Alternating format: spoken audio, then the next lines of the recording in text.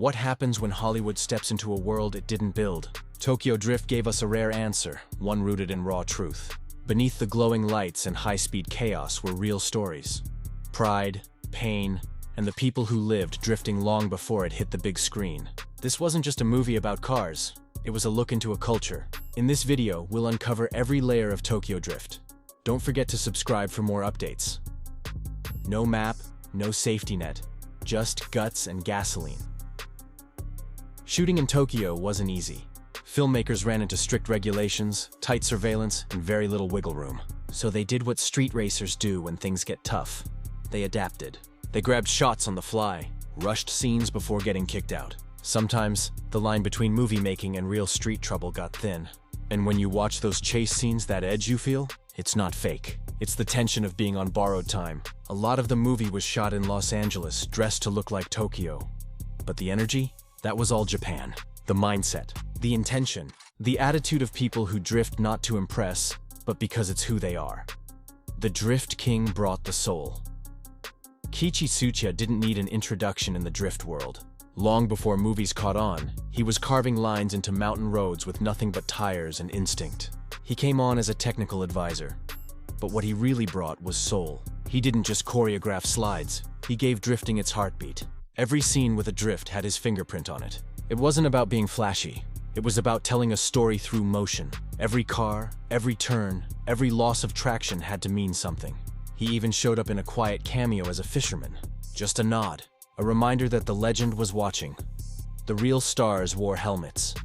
Forget computer-generated imagery. This film relied on actual drifters. Tanner Faust, Rhys Millen, Samuel Hubinette. These guys weren't just skilled, they were dialed in. Every run they pulled off was real and dangerous. But more than that, it was emotional. Faust once described drifting as flying sideways. That feeling came through in every scene they touched. Their focus behind the wheel was intense. You could see it afterward. The shaky hands, the relief, the pride. They weren't just hitting marks. They were expressing something. They didn't fake anything. They felt everything. Hans' RX-7, stillness in the chaos.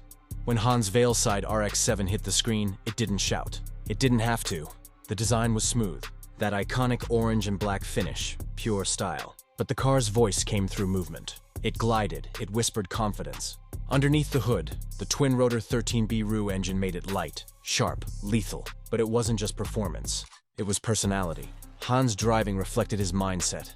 Calm, clean, under control. The RX-7 didn't look like it was fighting the road.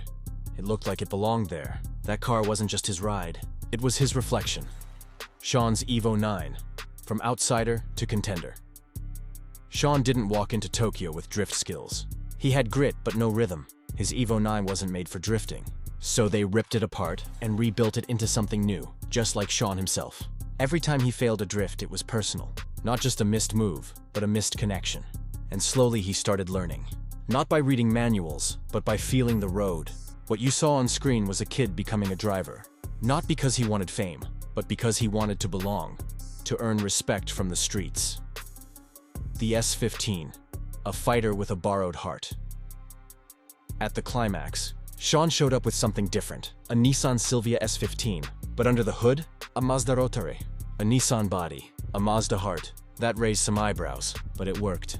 That S15 was more than just a car. It was Sean's journey that made metal, an outsider's build, mismatched, misunderstood, but deadly when dialed in.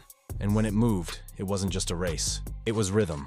You could feel the confidence, the balance, like the car and driver finally understood each other. Under the helmet, it was all emotion. It's easy to watch these stunts and think they're just technical feats, but the real tension was internal. These drivers had to shut out fear, get in sync with the car. They weren't just executing physics, they were channeling emotion. Every time they got it right, they didn't just win the scene. They won back a piece of themselves. That's why they looked drained after a run. Not because of the danger, but because of the depth. They left everything on the road, Tokyo and LA, but the vibe stayed true.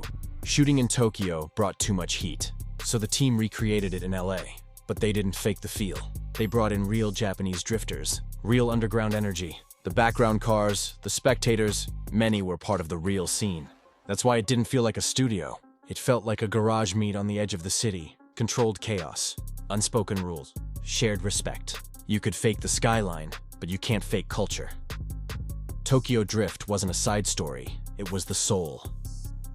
Some fans treat it like a spin-off, but for people who live in cars, Tokyo Drift is the heart of the Fast franchise.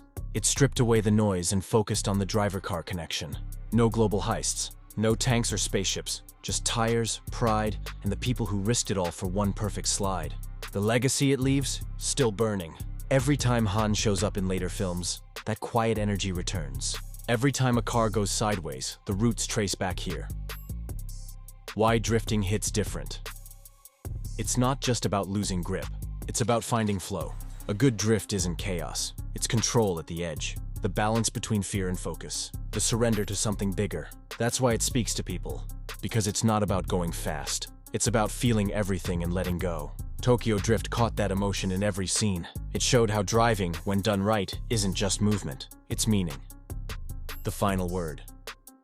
This wasn't just a movie with cars. It was a film about cars, about drivers, about what it means to commit yourself to something risky, something misunderstood, something beautiful. The sweat was real. The culture was real.